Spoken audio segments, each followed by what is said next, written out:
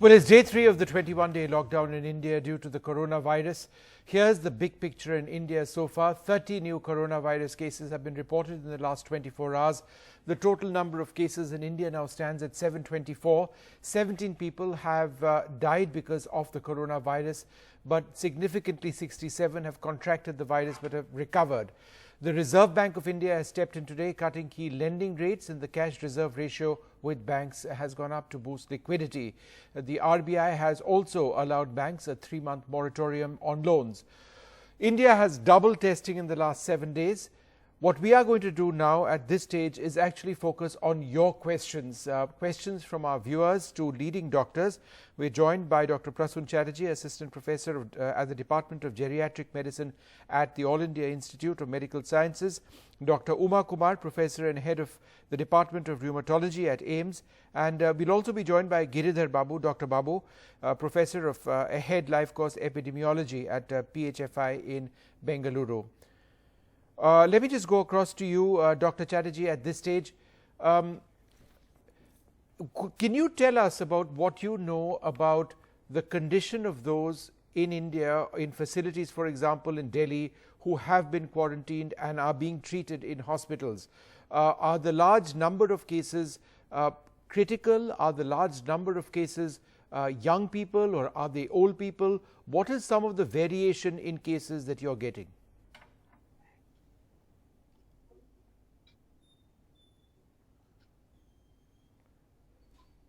Can you hear me, Dr. Chatterjee?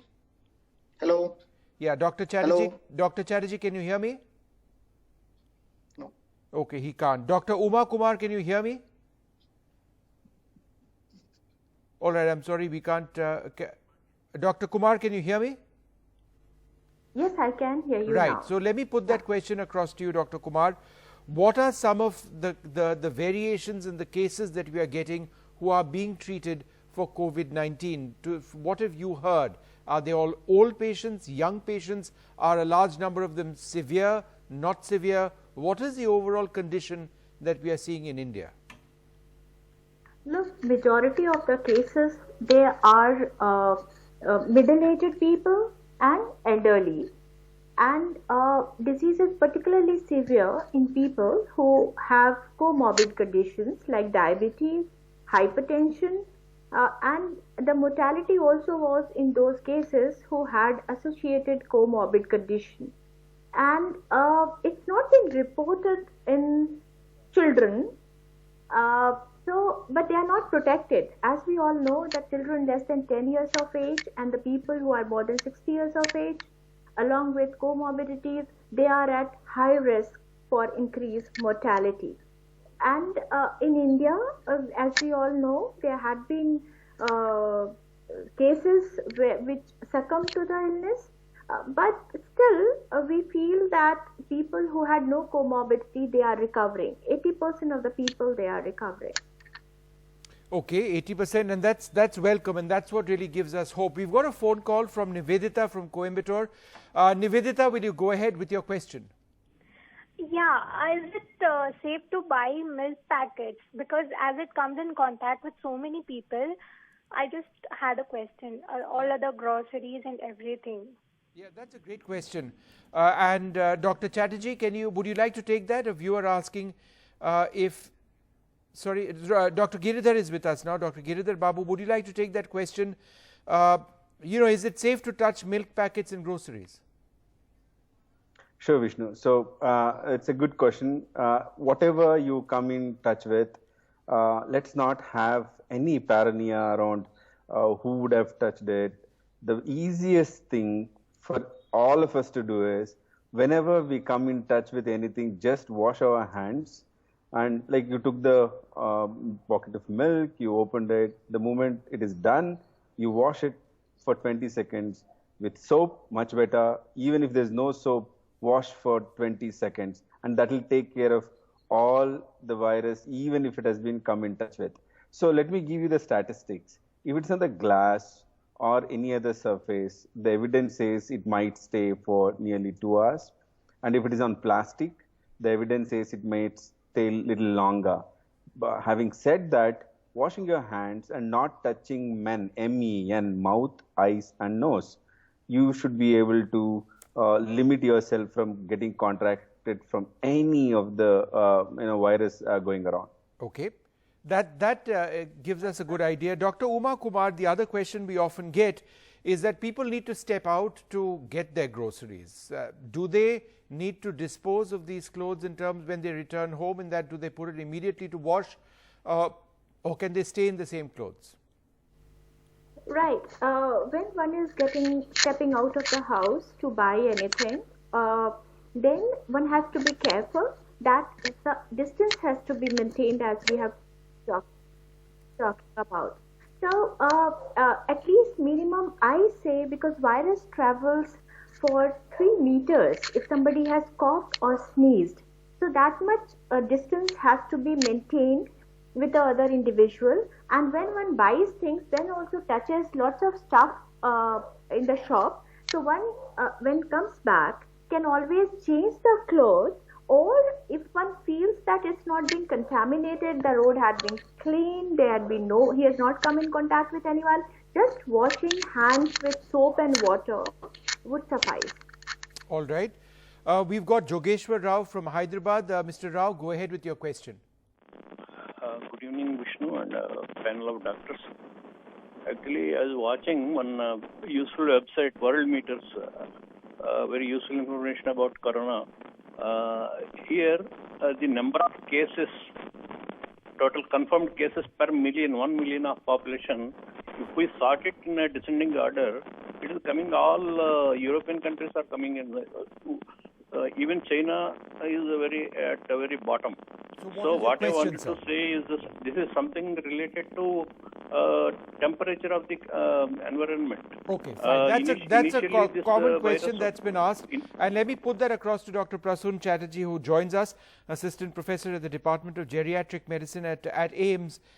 You know, there are all sorts of theories. If you look at the band through which the coronavirus has gone and look at the temperature, the latitude that it's gone through, then it indicates that there are certain countries which are more vulnerable because of their temperatures. That's one theory.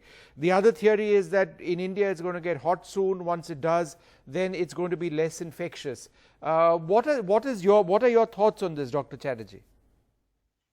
I'll first request my viewer that don't go for this. This is called, in epidemiology, there is a term called infodemic. Don't bombard yourself with too much of information from anywhere you get, from WhatsApp, from any other media. Just rely on something which is released by government, or you are listening directly from the doctor. Temperature has not proven to show any relationship with this COVID-19. You can see many places where initially we thought there is some relation, but it is of course not. Temperature, there is no point to think that once there is increase in temperature, the COVID cases will be down. That is absolutely not right. But of course, humidity and ventilation in this kinds of situations, sometimes virus may persist for some longer time, but still you have to understand it is typically a virus which is entering in your lungs, and it is a purely respiratory virus till date. Okay. And it transmits through droplet only. Okay, Dr. Giridhar Babu, which is my next question. There are again articles, and the purpose of this program is to clarify these doubts, that apparently it persists in the air, that there is an aerosol threat as well of this particular infection. Is there any truth in that? So, WHO has recently announced that they're investigating spread through aerosol transmission. Therefore, I would say more than the social distancing, the term which I like is physical distancing. If you are able to maintain physical distancing, even if it is, my assumption is, let's assume that even before the investigation results are out, that it spreads through droplets and then probably even aerosol to a greater distance. In that case, all the public transport has already been stopped. There is also no, in terms of the entire, restrictions that we have in place. So if you maintain physical distancing, even if that were to be true, we would not contract the infection. there is no clear evidence in terms of the distance to which this can travel in the air. Okay. We've got Sanjeev Ghosh, a caller from Kolkata. Mr. Ghosh, go ahead with your question. And scars on my hands, but I wash my hands regularly with hand rubs and everything. And I own two pharmacies, so I have to work there. I wear gloves and everything. So whenever I come back to my house, so I clean my hands, I hand rub it, everything. I drop my clothes to the wash basin and everything is clear. But what about these cuts? Will I be more susceptible to the virus for that? That is my question. So you've got a cut on your hand. You said you've got a cut on your finger. Yeah. Few cuts, yeah. All right. Dr. Kumar, he's got a cut in his hand. Is he more susceptible? Yes. Look, this virus gets inside through airways, right? As we are hearing, as we touch our nose, mouth and eyes, it gets to our airways. And that is why when we test, we take swab from the throat to check for this virus. So if somebody has cut anywhere and has come in contact with the infected material, then there's no literature which says that it gets transmitted. So I think he should feel safe and secure. Okay. It will not get in through the cut. Shafat Reshi from Srinagar, go ahead with your question. Okay. Go ahead. We are waiting to hear you. Yes. Okay. My question is, we don't have the masks available at the present, masks and sanitizers. What we should do in the absence of masks and sanitizers? And my second question is... One question, please.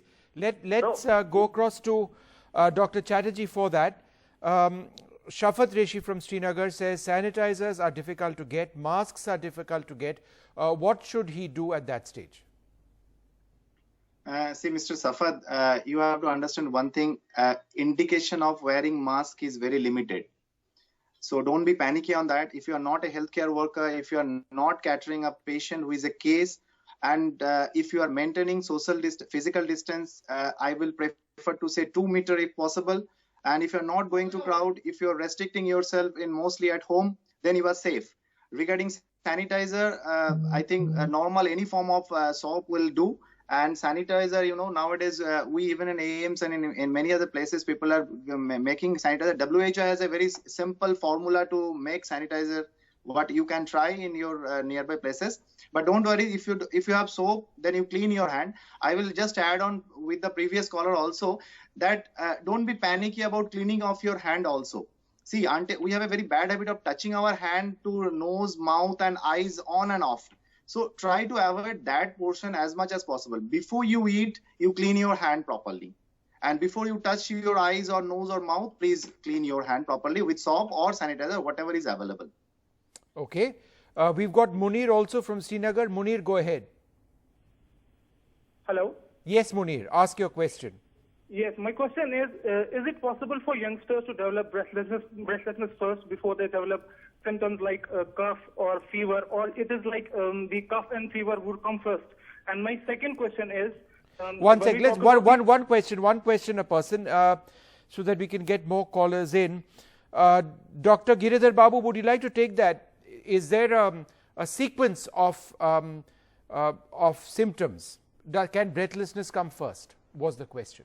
Yeah, so breathlessness is always sort of an indication of respiratory distress, and that usually sets in much later compared to the other symptoms such as fever, cough.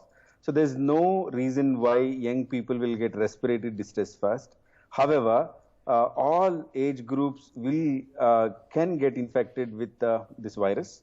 The complications are generally seen either in the older age group, or it's also seen in some young age group. It doesn't mean that in the young age group or the productive age group it doesn't get affected or complications come.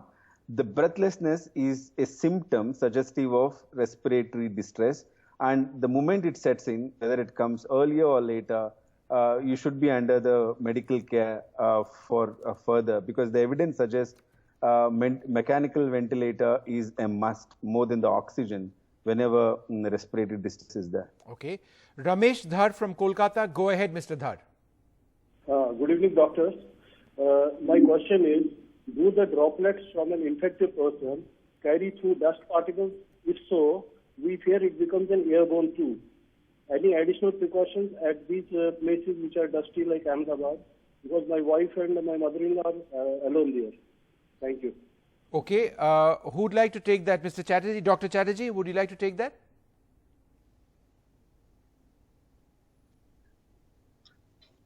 Me? Yes.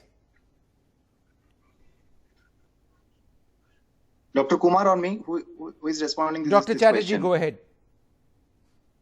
Yeah, still, see, listen, till date, evidence is not enough to say that this is a airborne disease.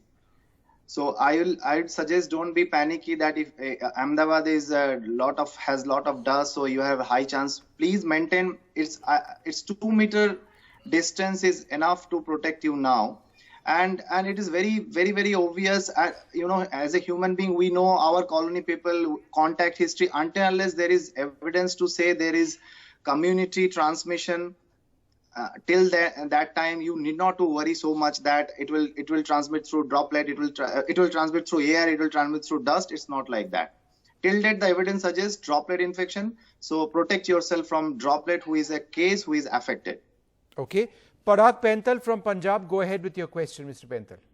Yes, Vishnu, what about the unpeeled fruits and unpeeled salads? Can we wash it with potassium permanganate? Dr. Kumar, would you like to take that? Fruits and vegetables, should there be some chemicals which should be put to cleanse it? Look, it is very important to know that virus life is of very few hours. So if someone has bought vegetables or fruits, they can be left for some time, maybe 24 hours, and then they can be washed and used.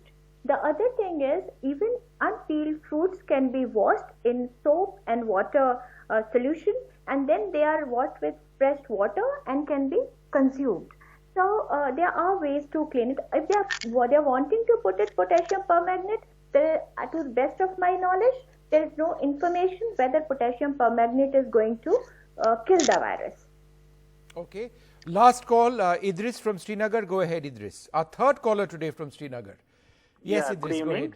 My question is, if a pregnant lady will get infected in her 6th or 7th, if she is in her 6th or 7th or 8th month of pregnancy, what are the chances of her baby also getting this virus? That's the best question we've had on the program so far. Dr. Giridhar Babu, pregnancy and coronavirus, share your thoughts on this. So that's one area, at least one span of the life course, which seems to be doing okay till now. Wherever you look, the evidence, pregnancy and childbirth is not associated with transmission of the coronavirus. So nothing to worry. And I would want to add to the earlier question also, there's a lot of stigma around who will spread this. In an apartment, somebody is walking, then they'll say, okay, this person had some contact, he'll give the virus to everyone. So I think this is the time for us to have a greater understanding. The ministry's website is very clear. Please do not stigmatize people who might be having or who have got in contact with any of the people who are infected. This is not a very fatal virus that keeps on transmitting. So let's have knowledge, not fear. All right, I think that's a great way of ending this show. Let's have knowledge, not fear, and 80% plus recoveries are taking place. Yes, there is a concern on the infection rates, the contagious element of this virus and how it impacts elder people, but people are getting better. 67 people in India have recovered at the moment. I'd like to thank the three doctors very much for being with us.